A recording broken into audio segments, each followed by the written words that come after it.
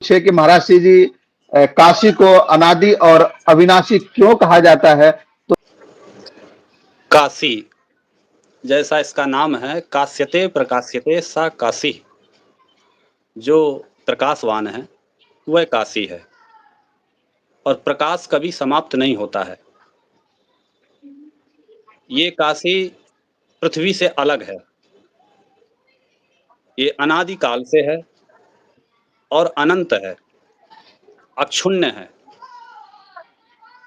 जब सर्वप्रथम सृष्टि नहीं हुई थी, ये अनेक पुराणों में कथा आती है, विशेष करके हम शिव पुराण का आपने चर्चा किया कि हम कथा करते हैं, तो मैं शिव पुराण का ही आधार लेकर के विशेष काशी पर चर्चा करूंगा। जी तो जो निर्गुण निराकार परमब्रह्म परमात्मा है, जी वह सगुण साकार रूप में व्यक्त होता है।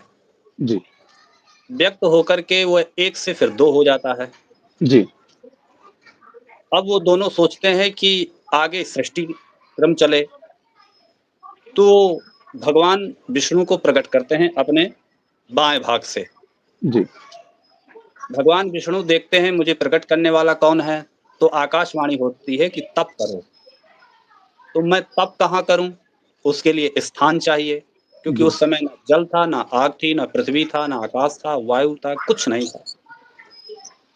तब महादेव ने उन्हीं को जो सदाशिव कहते हैं, शंभु कहते हैं, शंकर कहते हैं, अनंत नाम है, वही परम ब्रह्म परमात्मा ने अपने त्रिशूल के ऊपर काशी भूमि का निर्माण किया। और उस काशी को निर्माण करके त्रिशूल पर इसलिए किया क्योंकि उसका नीचे कहीं कोई आधार नहीं था, इसलिए त्रिशूल पर ही उन्होंने रख दिया। और वहीं पर भगवान विष्णु ने तप किया। तप करने से इतनी कठोर तप की कि उनके जो है शरीर से जल धाराएं पसीने की निकलने लगी, और वो पसीना निकल करके पूरे संसार में सब जगह व्याप्त हो गया।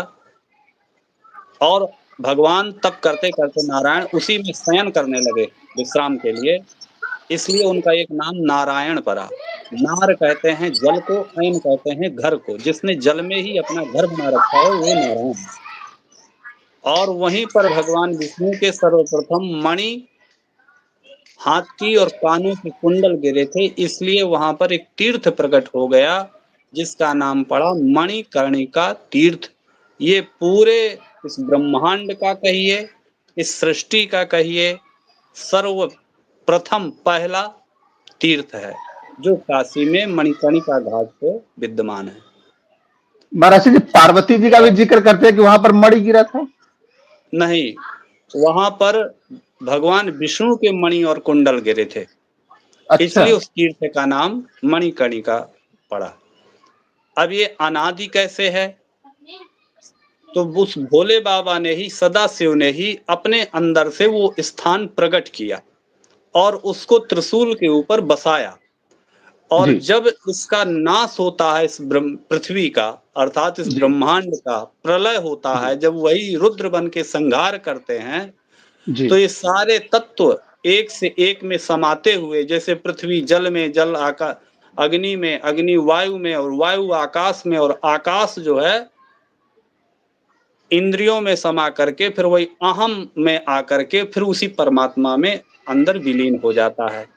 जी और ये सब जो है फिर शिव जी उसी काशी को ऊपर उठा देते हैं। तो पृथ्वी का तो संहार हो जाता है, विनाश हो जाता है, पर वो काशी का कभी विनाश नहीं होता नहीं है।